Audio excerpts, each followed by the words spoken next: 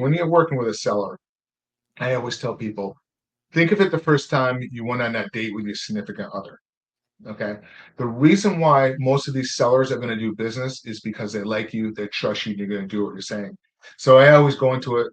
80% of my phone calls just getting to know the seller. Just the same way I want them to get to know me as who I am, and I want to get to know them to know who that they are because I want to make sure they're not a crazy seller as well. But I love seller financing because sometimes, especially if you're starting out and you don't know where to go to raise capital, use the seller's equity as the capital partner in the deal. It's really the same thing. Instead of going out there trying to raise capital from ABC or which is great, like your local dry cleaners or restaurants you go to, you already have the seller, and if the seller has equity in that property or a note or whatever on property, if you learn how to leverage it and how to understand how to underwrite it and make sure that the deal works correctly in the numbers, then it really comes down to listening to the seller, why they're selling, what are they planning on doing with the capital? If you understand those things and how to solve the seller's problems, that's how you can get into these monies with very little to no money down.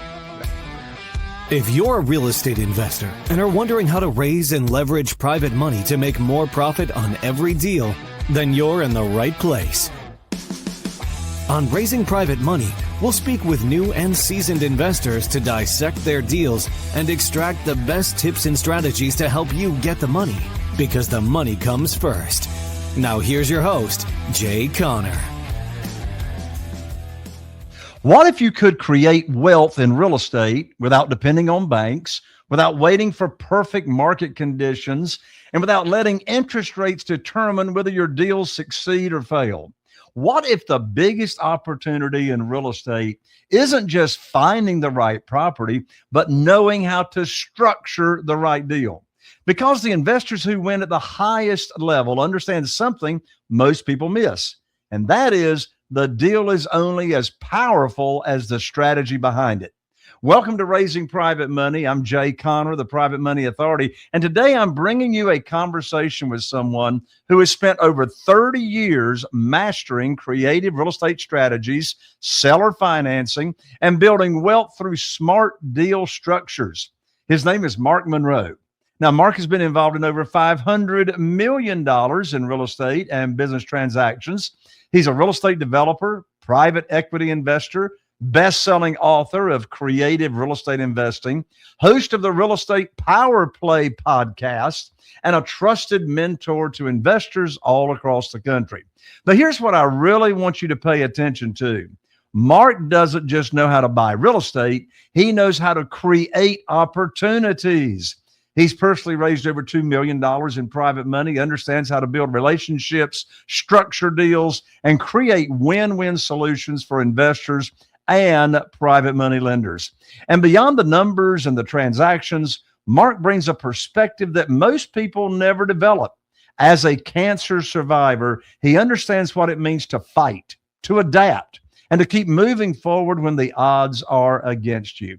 So if you're a real estate investor looking for new ways to fund deals, create more opportunities, and think differently about wealth creation, this episode is going to open your eyes and you're going to love it. Get ready, because you're about to learn from one of the best in the business. In just a moment, you're going to meet Mark Monroe right after this.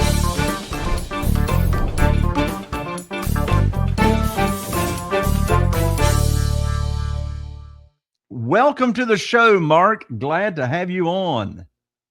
Sure, I'm excited. Looking forward to it.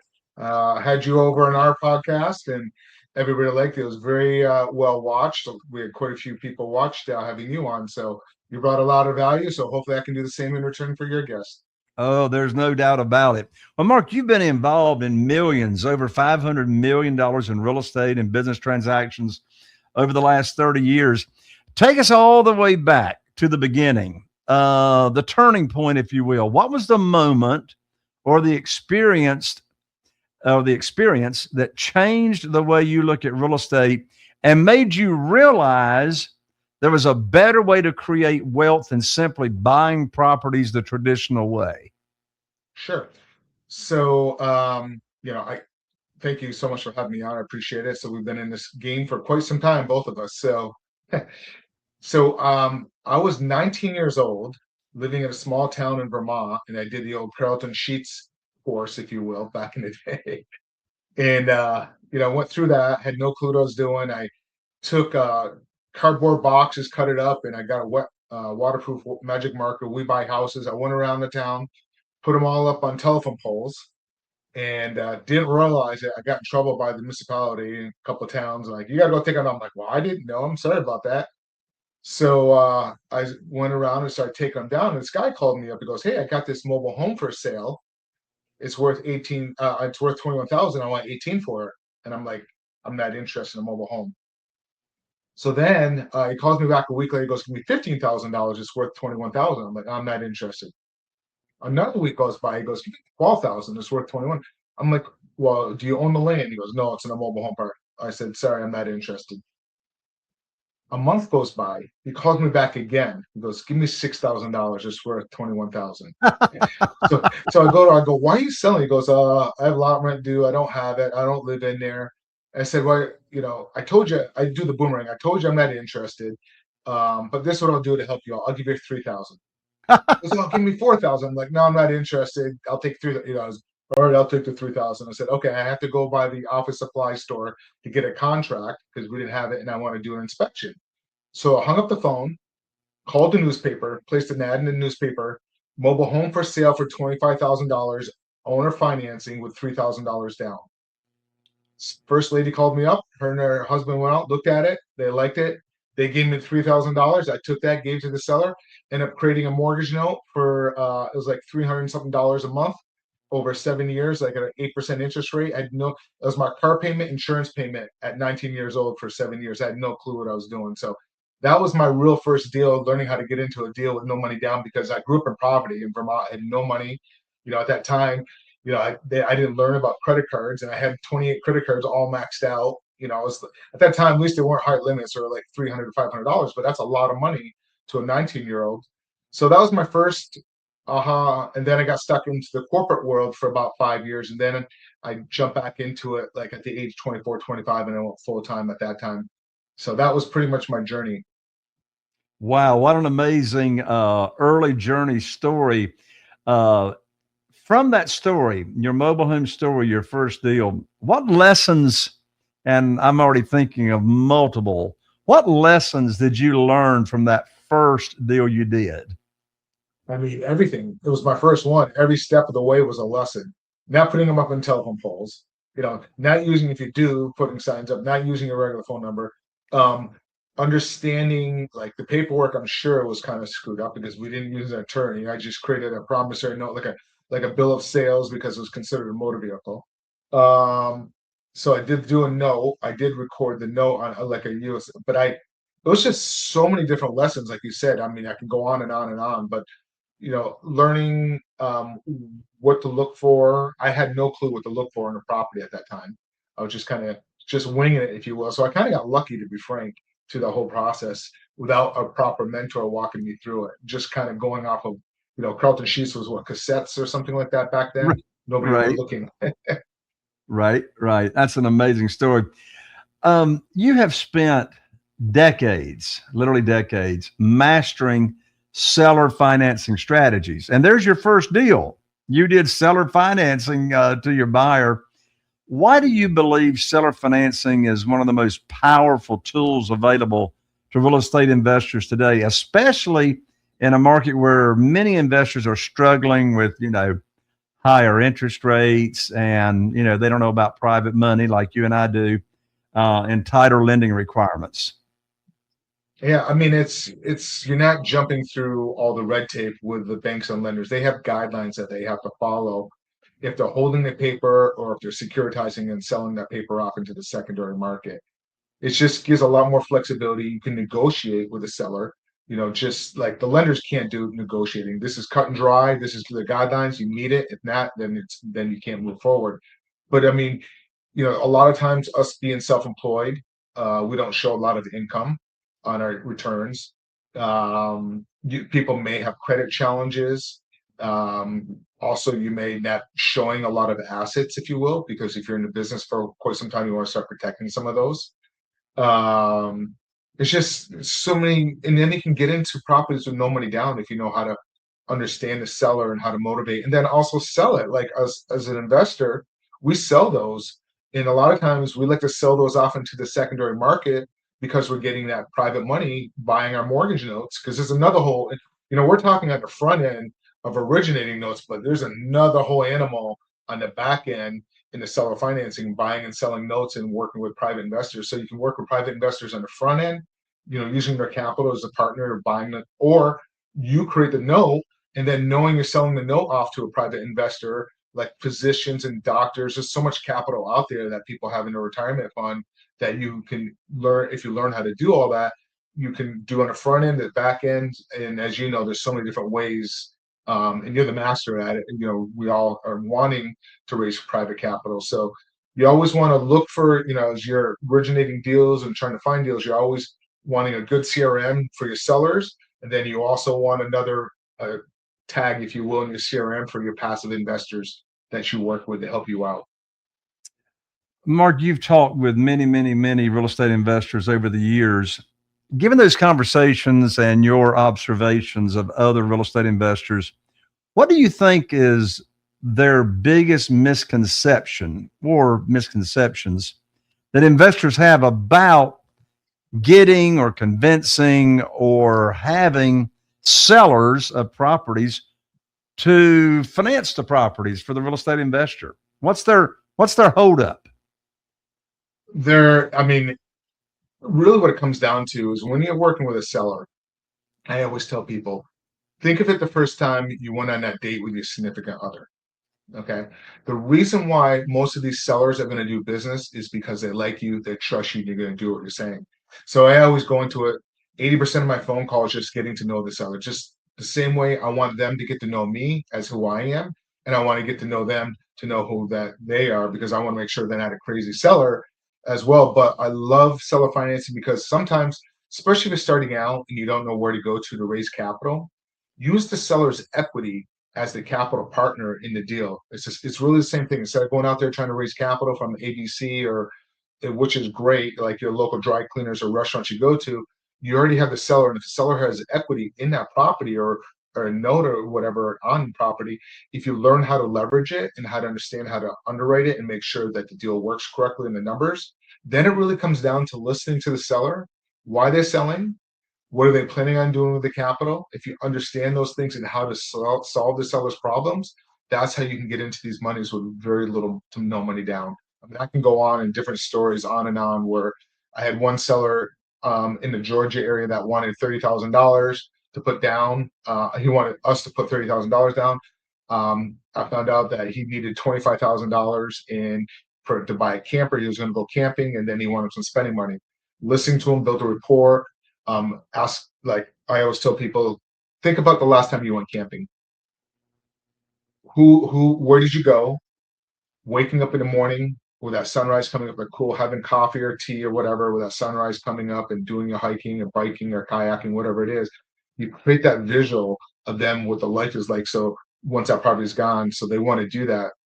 And then I came back to him and I found out really what he needed. He needed $25,000 for a camper, and everybody else was offering him low down payments. And he had over 12 to 15 offers. And then he had good credit. He banked with the credit union. I said, hey, go ahead and take a loan out the credit union, buy your camper. And what I'll do is on the 20th of every month, we'll automatically make the payments on your behalf of the camper. So we're cash flowing $475 a month on top of making this seller's camper's payment monthly. We solved this problem, and then we put $3,500 down in that deal. So that's just one example of many. Now that is creative. By you simply meeting the seller where they were mentally, what they actually wanted to accomplish. And that's fantastic. You got them to go borrow the money, but you make the payments for them. That's a cousin to subject to taking over the camper debt. Exactly. And then, to be frank, we got into it for $3,500 plus some closing costs, and we sold that on a lease option, and our tenant buyer put $18,000 down.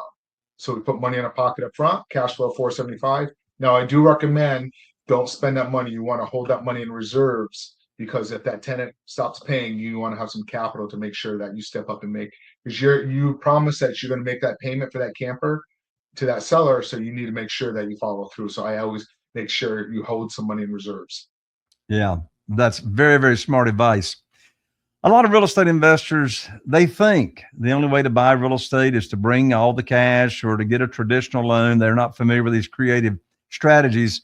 So now we've got the high value teaching moment that you can share, Mark, and that is, how do you train real estate investors to look at a property differently and create, as you just shared, these win-win structures that allows deals to happen when other real estate investors walk away?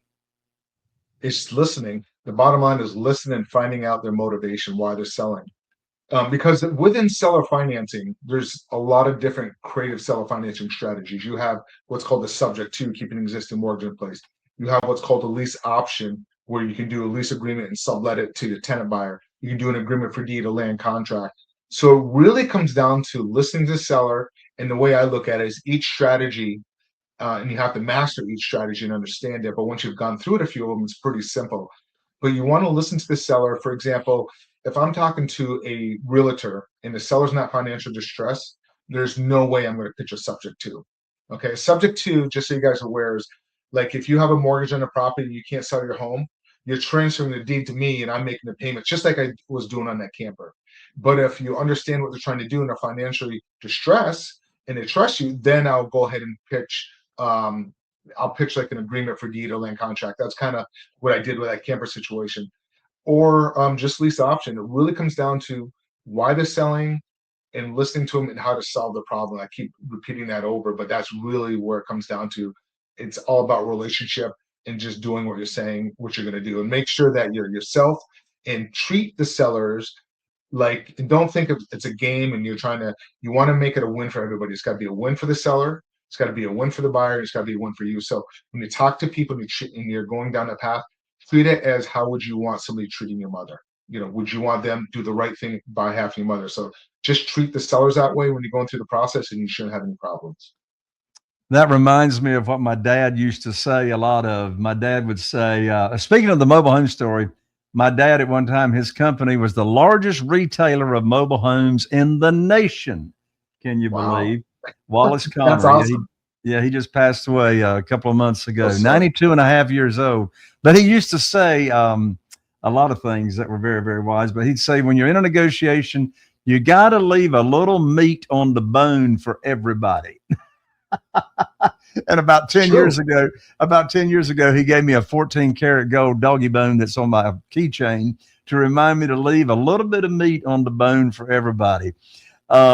Private money, Mark, you, like myself, you've raised millions of dollars in private money to supplement funding your deals.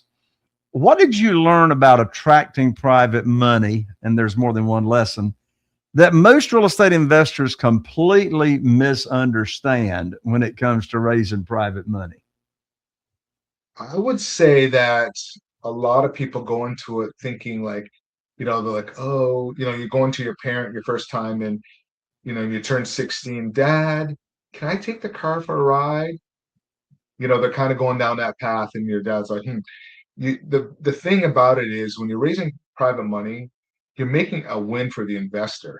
So you're giving them opportunity to make money alternatively through different avenues. And that's probably the biggest thing that a lot of investors think like, oh, I need money for my deal and I got to go out there. Don't think of it like that. You're creating an opportunity because you want them. Once you're doing well in your deal, they're making money, and then people come to you and like, oh yeah, if you have any more deals, let me know because I want to be a part of that opportunity. So think of it that way. You're creating wealth for your private capital investors on that side of it. And a lot of times people don't think of it that way. And that's probably the mindset. You need to change that mindset, because I was like that in the beginning. That's why I learned how to do seller financing, because I was afraid I didn't have the contacts of going out there in my 20s and didn't have that track record to be able to show like people felt comfortable. You had to go to your local friends and your family, and it's a weird situation in the beginning. You're still learning. So think of it, you're creating opportunity. There's so many places to raise private capital. I mean, I could tell you one of my goals where I love going to raise capital, but there's so many different ways of doing that. Sure. Well, one of the biggest, most common mistakes I see real estate investors make is they have taken really, really bad advice and tried to raise money. And the bad advice they've taken is they heard the guru stand up on stage and say, oh, just get the deal under contract. The money will show up. That's the most stupid thing I ever heard in my life. I mean, you get a deal under contract. Is a drone going to, fly over your front porch and drop you a bag of money? Or they'll say money finds good deals. They'll say that. Well, has money got legs? Is it running around? No. It makes so much more sense to me. And I love how you said it. You're presenting an opportunity. So I have an opportunity with my private lending program. The deal doesn't matter what the opportunity is. I'm paying the same interest rate, which, by the way, is 8%, no points, ever since February of 2009. My private lenders love it. And so we separate initial conversations of the opportunity and how it works, and then having a deal for them to fund. I never talk about a deal. I never pitch a deal. We talk about the opportunity. They love it. They, let us know how much money they got to invest and want to start with, or they've got retirement funds. We'll introduce them to the self-directed IRA company they can move their money over to. And then I'll call them back up in 2 or 3 weeks with what I call the good news phone call, and give them the good news that I can now put their money to work and tell them the after repaired value of the property and the funding required that matches up to what they got and when closing is. And I'm going to have the real estate attorney email them the wiring instructions, and boom, that's it. I never ask if they want to fund the deal. Of course they want to fund the deal. They've been waiting for the good news phone call, right? Exactly. No, you hit the nail on the head. It's just about, they want that opportunity, especially if you start having them follow you and they see you doing deals. I mean, people are getting in line. And like, I don't have enough deals for the capital people that are behind me at the moment right now. And it will happen. They start seeing more and more.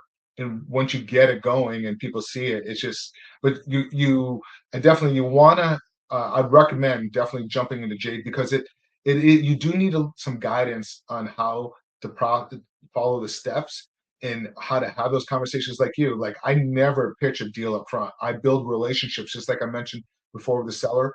Just get to know each other, and it's all about relationships. Because you also, with us, you don't want to take capital from somebody that's going to be a pain in the ass. Where's going on with my deal? What's all this? And where's that? How's my capital doing? Then they start thinking it's their deal and it's not. So you interview them at the same time they're interviewing you. So keep that in mind. And a lot of times people may jump and grab money at a deal that could be more of a headache than it's worth in the long run. For sure. When an individual, and just to make sure everybody knows it's listening to this episode, when we're talking private money, we're not talking hard money. We're not talking institutional money. We're talking about borrowing money, doing business with another human being with no middle person involved. So when someone has money to invest, liquid capital, retirement funds, whatever, as you know, Mark, they're not just investing in a deal. Quite frankly, they're really not investing in the deal. They're investing in you, the borrower. They're investing in you, who is behind the deal.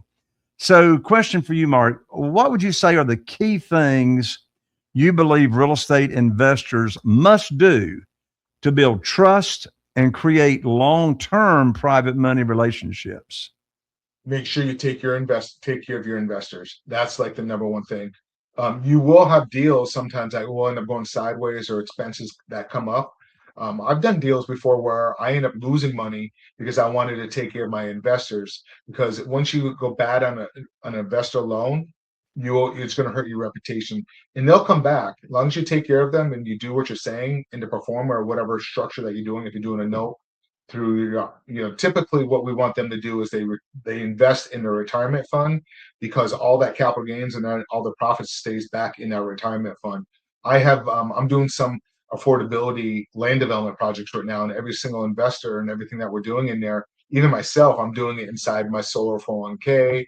I have my investors loans going through the IRAs, so they're staying inside the retirement fund, so it helps them from the tax benefit, so that we're also not getting hit with the capital gains on asset. But they're typically set up as a lender. And I forgot what we were talking about here. What was your question?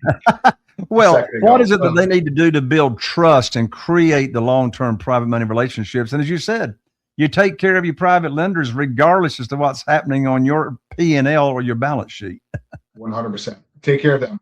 They're the number one. They're the top of the food chain. So you want to make sure that they're fed before you as it goes down through. And if your profits, it goes both ways. You may lose your profits may be tighter, but there are going to be times where your profits are going to be a lot stronger because you end up coming out ahead. So you always want to just make sure you underwrite your deal and you're always giving yourself some leg room, some breathing room in there in your numbers whenever you're underwriting to make sure. And just always do what you're saying. And if something happens, go to them and have the conversation ahead of time than having after the fact, because your name and your credibility means everything in this industry. Absolutely. You've got a best-selling book. It's called Creative Real Estate Investing. And for those of you that see a video, he might show you a picture of his book. In your experience, and you probably cover this in the book, why do some real estate investors struggle to think creatively when it comes to solving problems, finding deals, creating wealth? That they need capital. That's probably the one big thing is capital and credit. And you don't need any of that. I mean, there's so many ways of understanding and educating yourself and going out there and getting into real estate, and you don't need capital. Most of us, like I didn't have capital. I actually, I grew up in poverty in Vermont, as I mentioned. I remember when I was 7 or 8 years old, for breakfast, lunch, and dinner, my dad left. When I was young, all we ate was Kraft and macaroni and cheese out of a box for 3 months straight. And I started working to help put food on the table. And I, learned about credit cards. I'm like, oh, this is cool. And I thought credit cards are great. And I didn't understand finance at this young age. So it took me a little bit. And I had dings in my credit, like at 19, 20 years old. And you don't need capital. You just need knowledge and surround yourself with like-minded individuals. And the mindset, the key, I can't tell you the mindset, mindset is number one. You have to have the mindset. And if you're around toxic people, cut those toxic people out of your life and start surrounding yourself with people that are going to rise you. Nowadays, I like going into the room where I'm the dumbest person in the room because I want to learn from them. And that's the number one thing. If you're around people that are toxic, you're never going to grow. You have to get away from those people. And then the other thing, if you're not failing, you're not learning. Everybody will fail. Don't quit. That's a learning experience. Look at Elon Musk, how many times he failed with SpaceX. I can't tell you how many times I see people come in, they fail once and they're done. Fail is you're going to learn from it. So just remember that you will fail. Just treat it as a learning experience and move on. My wife, Carol Joy, and I, we were so blessed to meet, have a conversation with, and hear him speak, John Maxwell, last year. I think he's written, I don't know, 70 or 80 books. But one of my favorite books that he has written is called Failing Forward. And it's a great book. And during the Q&A session, a member in the audience, after John Maxwell's presentation or after his talk, he opened it up for Q&A, and a lady asked the question. She says, Mr. Maxwell, what would you say, what is one attribute that you've got that puts you ahead of the crowd as to why you've been so successful? He says, well, it's real simple. He says, I just fail more than anybody else does. Well, she didn't understand the question. He says, one person might try 10 things and fail 7 times and have a success with 3. He says, well, I'm not going to try 10 things. He says, I'm going to try 100 things. If I've got the same percentage, I still have got 30 wins out of 100 tries. And of course, I'm sure you've heard the statistics on, the professional athletes and how many times they miss shots and all that kind of stuff. It's the same thing. Speaking of mindset, you've built businesses, you've completed hundreds of millions of dollars in transactions. You're a cancer survivor. Looking back, what has resilience taught you about success, both in business and life? Life is short. You got to enjoy it and just be around positive people. I mean, and just, again, it goes back being positive. Like that was one of the big things where I recovered from cancer pretty quickly because I kept my mindset. I knew manifest it. So you always want to manifest and always move forward. And it's the mind. The mind is going to really get you where you want to achieve. I mean, think about it. That's something that we all have.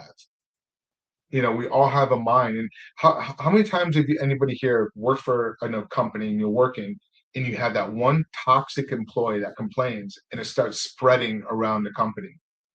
But when a company is doing really good, or a sports team, take like the Cowboys back in the day, or the Yankees, or even New England Patriots, when everybody comes together in a positive and they have a good mindset, that's how everybody flourishes. I'm sure you probably heard of Earl Nightingale, that Oh, he yes. wrote the book, and he talked about a couple things in his book. And it's a great book. This guy goes back, I think, in the 50s. I think it was when you listen to it, it was on a record player, you know. And he said something. He goes, "You can go outside and plant in the ground seeds. Is that seeds going to grow up as poison ivy and toxic, or is it going to grow up and become a beautiful flower and a rose and look gorgeous?" So whatever you plant into your mind, into the ground, it's the same thing. That's what it's going to grow. So no matter where you're at in life and health, relationships, any type of obstacles that come up, because it does come up. We all go through it. We all have issues. We all have something that happened dramatically in our lives.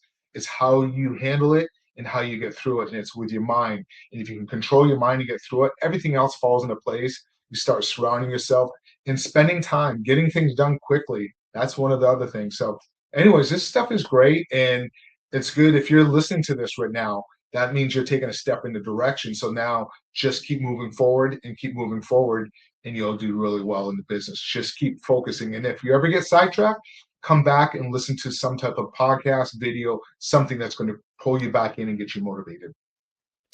Mark, I know we've got a lot of listeners here to this episode that is wanting to continue the conversation and learn more from you. What's the best way for people to reach out to you and get connected? They can just Google me, Mark Monroe, MarkMonroe. Google Mark Monroe Real Estate. I'll pop up everywhere. But my website is mark-monroe.com. Monroe, MONROE.com, or just Google Mark Monroe Real Estate. That's awesome. Mark, I want to thank you for being on Raising Private Money, for sharing your decades of experience, your wisdom, the strategies that have helped you complete just hundreds of millions of dollars in transaction, raising millions in private money, creating opportunities. Man, you have been so valuable to the listeners. Thank you so much. Jay, thank you so much for having me on. Have a great one, guys. Be well. You got it. And for those of you listening right now, I hope you realize what you just heard. This wasn't just another conversation about real estate.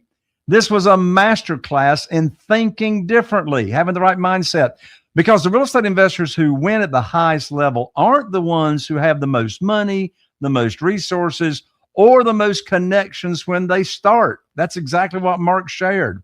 They're the ones who learn how to see opportunities that others overlook, whether it's seller financing, creative deal structures, building relationships with private money lenders.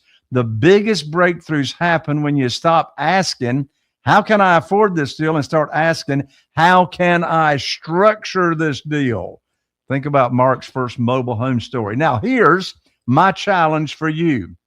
If you know another real estate investor, and I believe you do, who needs to think differently about funding deals, creating opportunities, and building wealth in today's market, do them a favor. Share this episode with them right now.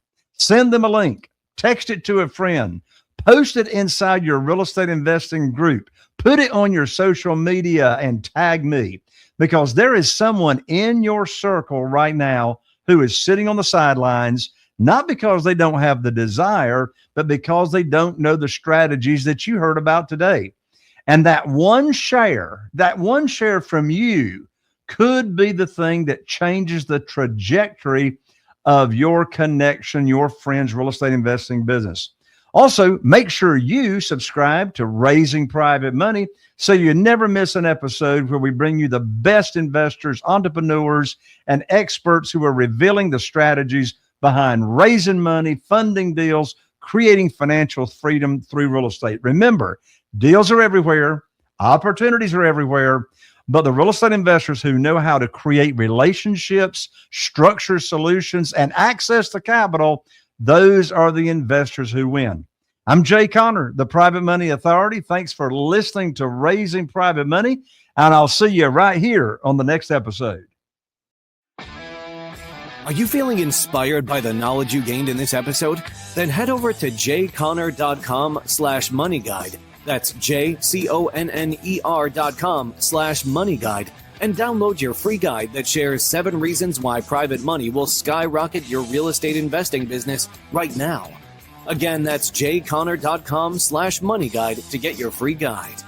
We'll see you next time on Raising Private Money with Jay Conner.